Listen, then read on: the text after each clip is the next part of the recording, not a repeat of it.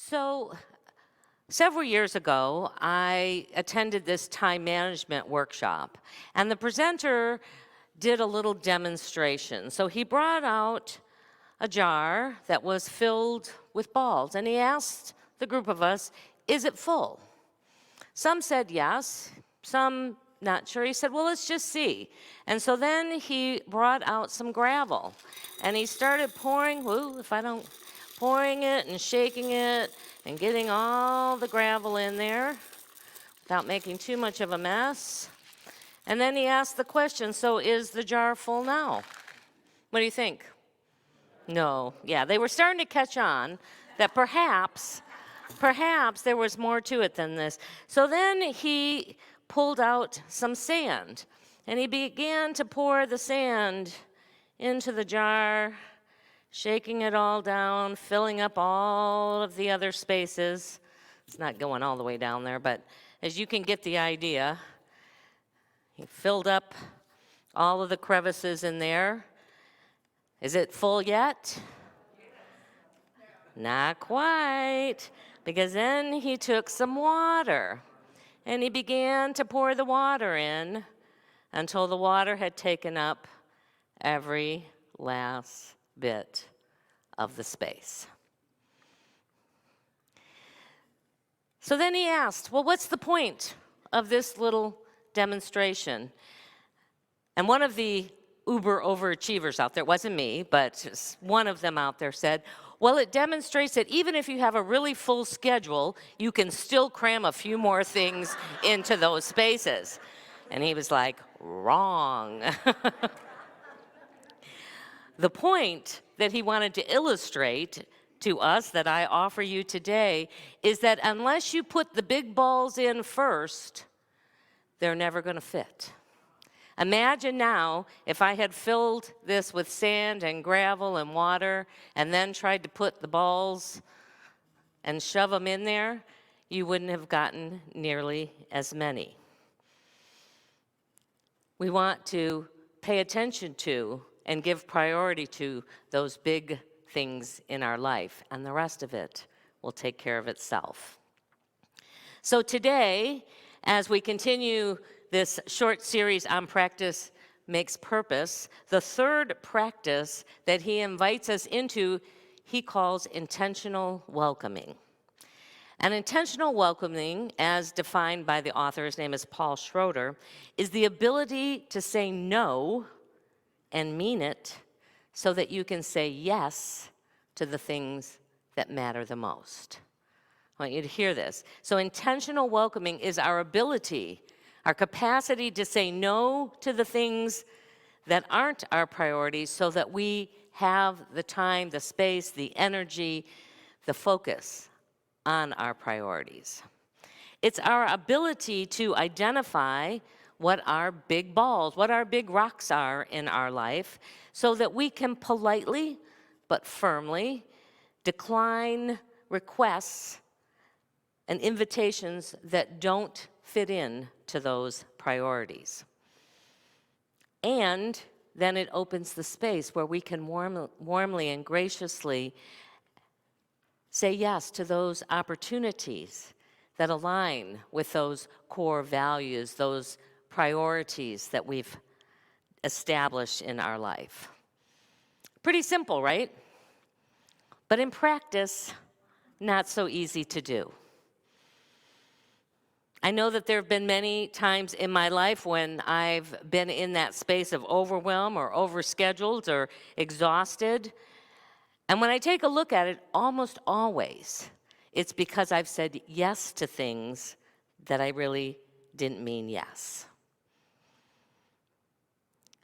When I experience that, my little running joke with myself, just to sort of give me a little wake-up call, is who scheduled all this? Because normally, it's been me. Some of us have trouble setting boundaries, if you want to call them that, clear boundaries, especially with family, with friends, with those who seem to have a real urgent need. Because we oftentimes say yes We don't want to hurt anybody's feelings. We want to be liked. We don't want to start any conflict or disappoint anyone. And sometimes it's just because saying yes is easy. You know, sure, I can help you with that. But we're not saying it because we really want to say yes, or we believe that saying yes is essential to being a good employee, being a good son or daughter, or because we think, and here's another one to this group here, that saying yes and being helpful makes us more spiritual.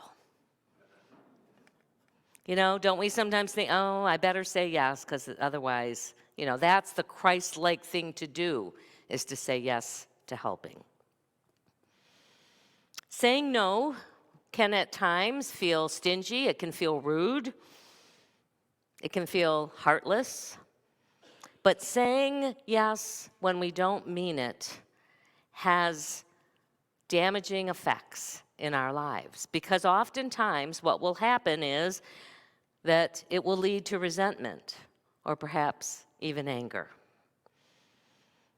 The author gives this example of these two coworkers, and every day they'd have these team lunches, and they'd go to lunch, and the one coworker never had money, and the other coworker, you know, he said, hey, will you cover this for me? I'll pay you back.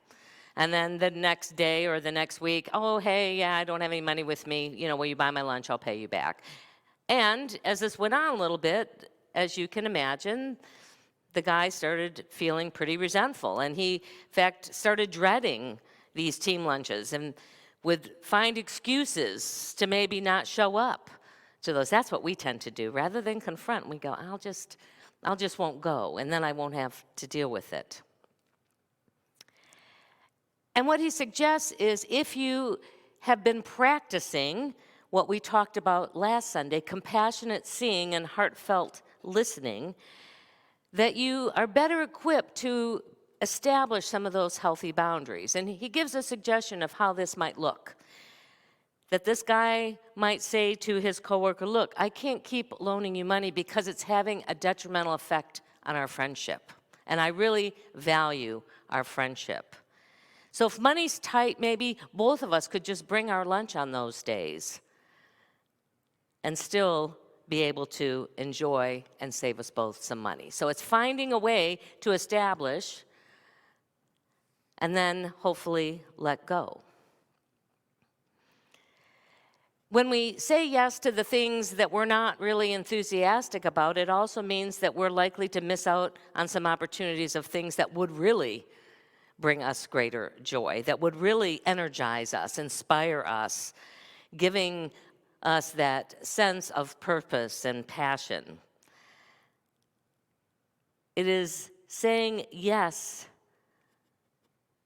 to all these different requests that fills our cup and keeps us out of that ability to say yes to those things that we really prioritize.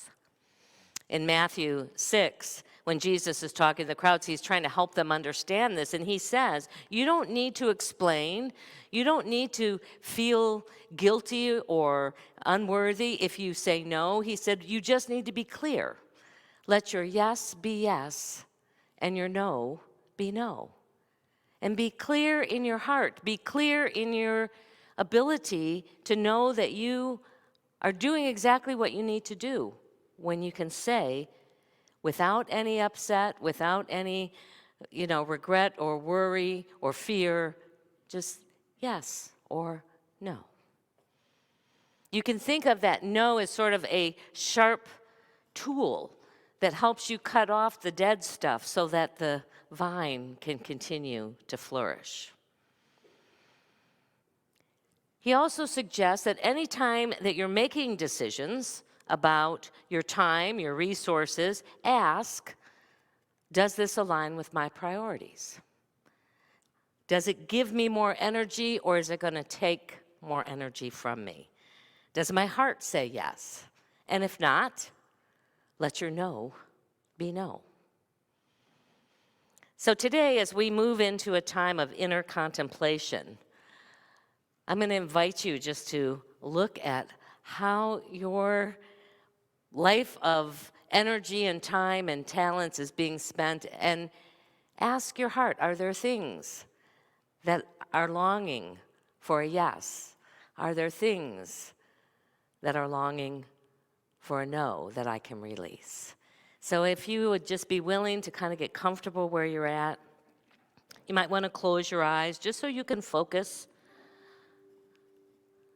your attention, your mind, your heart, your being to that inner space, that place where spirit is alive within you.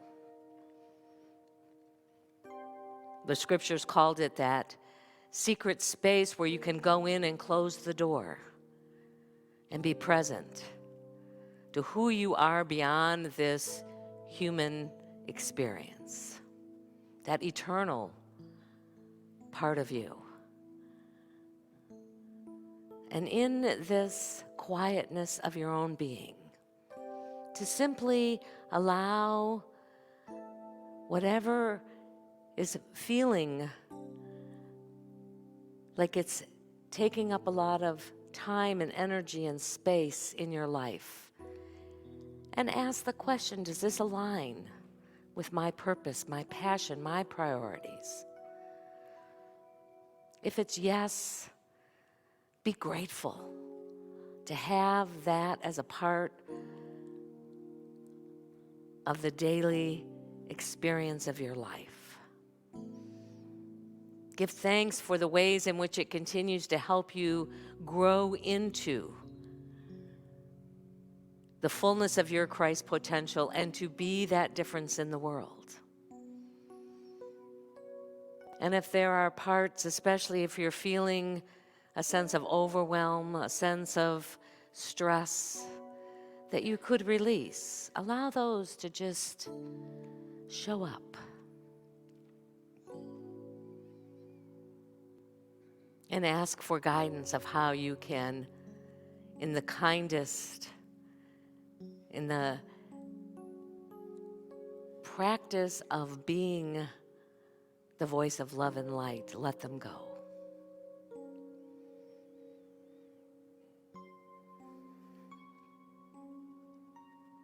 Just take a few minutes and listen.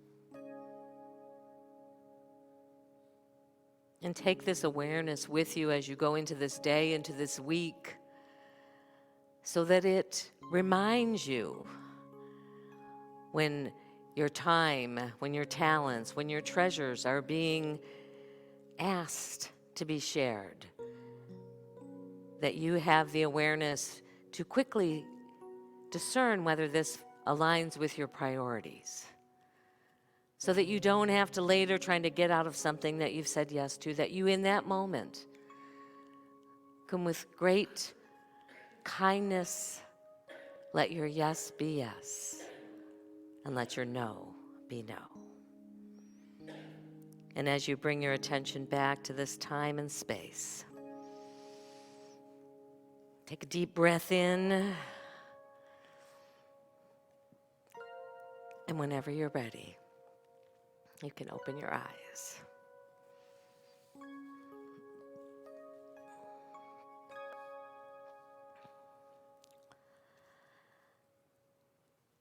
So one of the questions that get asked is, will you get some pushback? Will some people be unhappy if you start shearing off some branches of your vine? And the answer is likely yes. But rather than taking it personally, think of it as the universe testing your resolve. If you've said, yes, I'm going to really be focused on, I am going to really just embrace the things that are in my priorities, then you may get some opportunities to show your clarity and your resolve around that. And if you honor your own boundaries, others will respect them too. Because these boundaries are not about keeping things out. Rather, they're here to create a sanctuary. They're here to create your space in which you can be in that place of welcoming what Spirit has, what this spiritual life is offering you as part of this human journey. It is that sacred space that allows you to preserve your health and not run on exhaustion, that allows you to be more intentional about how you share of your time and your talents and your treasures to what you truly value. Determining and honoring these priorities will give you a greater sense of vitality. It will allow greater joy to be a part of your daily life. It will fill you with a sense of purpose and passion. I don't care what age you are, and I don't care whether you're retired. In fact, you have more opportunity to be more intentional about what you say yes to. And bringing in that sense of joyful sharing is what the fourth practice is all about. A practice that can help bring a greater sense of change and transformation in your life. Joyful sharing is all about any gift shared without expectation. And when we do that, it creates enormous power. It has ripples of positive energy and puts them out not only into your sphere around you, but it floats far beyond what we could ever see or know. Very often, we limit the power of our giving by trying to control it, by trying to control its outcome or how it's used or meet the expectations that we have around how that gift is going to be received. If we want our gift, whether it's a gift of our time or our talents or our treasure, perhaps it's our advice, if we want it to truly bless others, we have to be willing to give it free of strings attached. In order for an act of sharing to bring joy into the world, into our world, into the greater world, he says there's really two questions that you want to be asking as you're preparing to give that gift, whatever it is. The first is that there's no obligation. A loan is not a gift. A loan says, I'm going to help you out, but you're going to pay me back. There is an expectation around it. There is an obligation attached to it.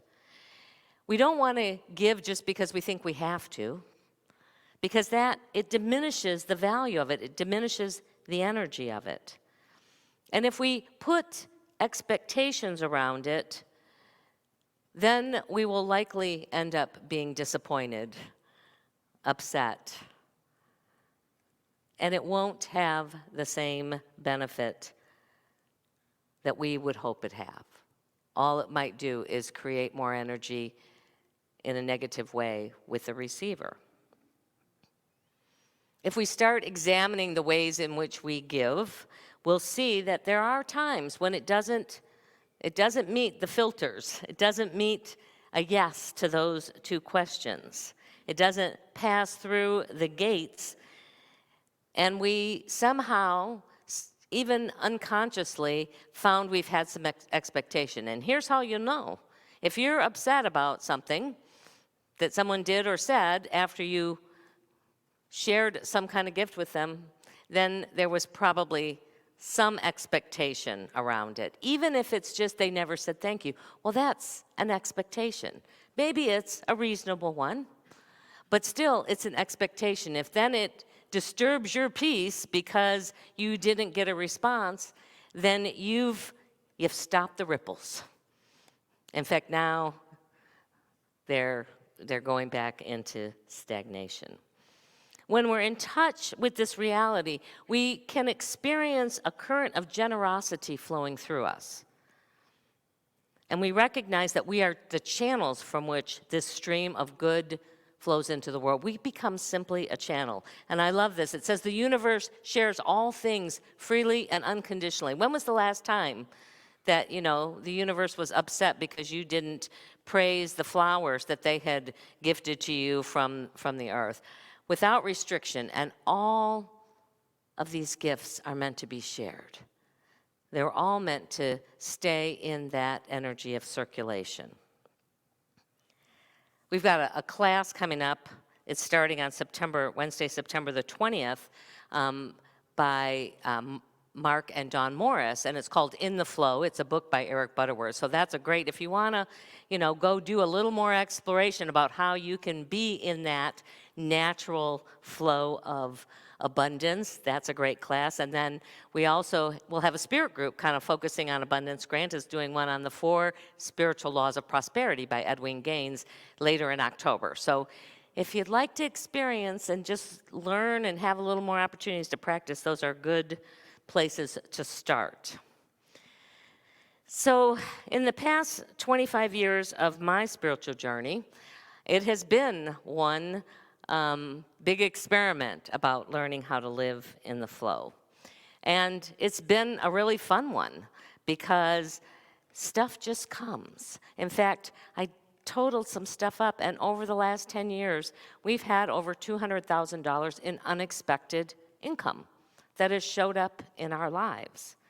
And 20% of that we've joyfully shared back out into the universe. And as I've been thinking about it, I think the big shift happened for me, and I know some of you have been around for a long time and you took these way back in the late 1990s and 2000s. It was my first class I took here in 1999, and I started the practice of tithing. And I've done it ever since, and I've done it no matter how much or how little my income has been, or my time, or my talents. This is one as a priority that always shows up in my schedule, that always shows up in a priority to get on the list, regardless of how restricted the funds might seem to be or my time might need to be, because it's not just about the money, it's about how we give and share of our time and our talents too.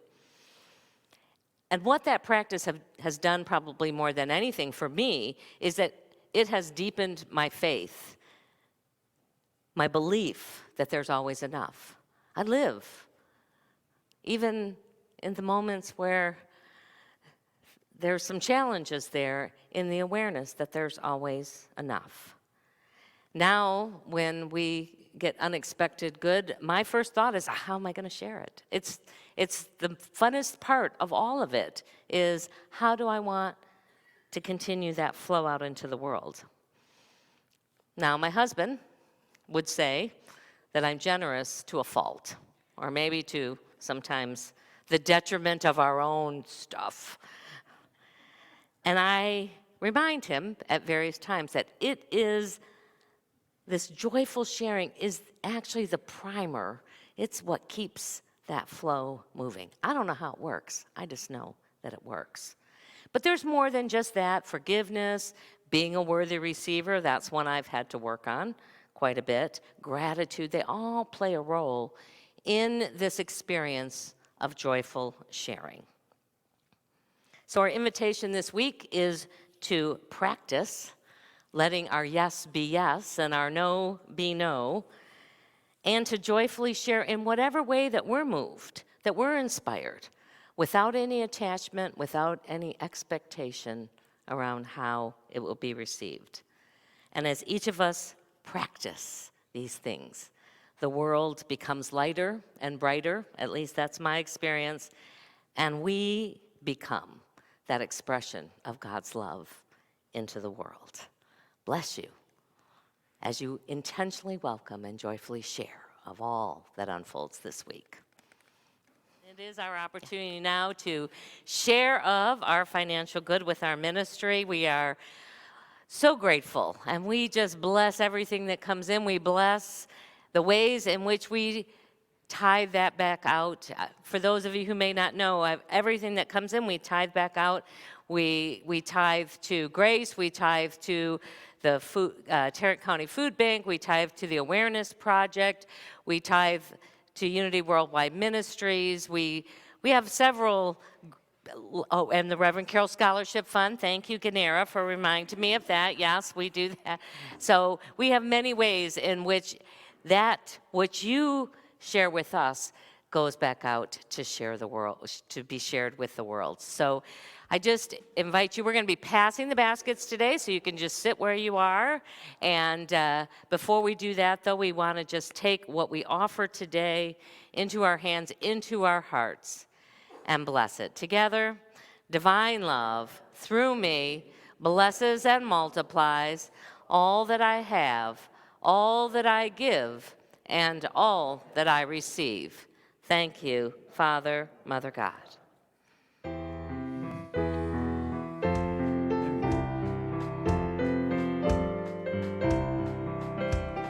Let there be peace on earth, and let it begin with me.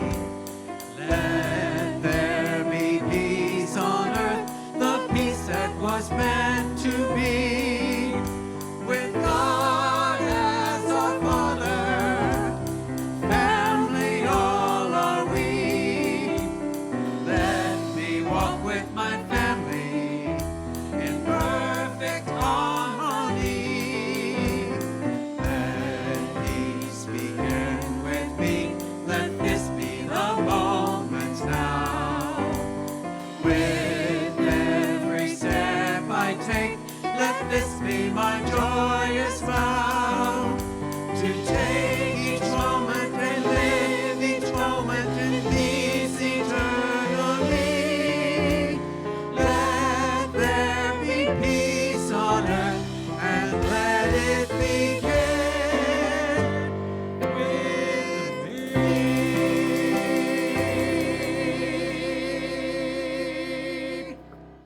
And so as we go into this week, letting our yes be yes and our no be no, and joyfully sharing of all of the good that flows through our life, we go knowing our prayer for protection together.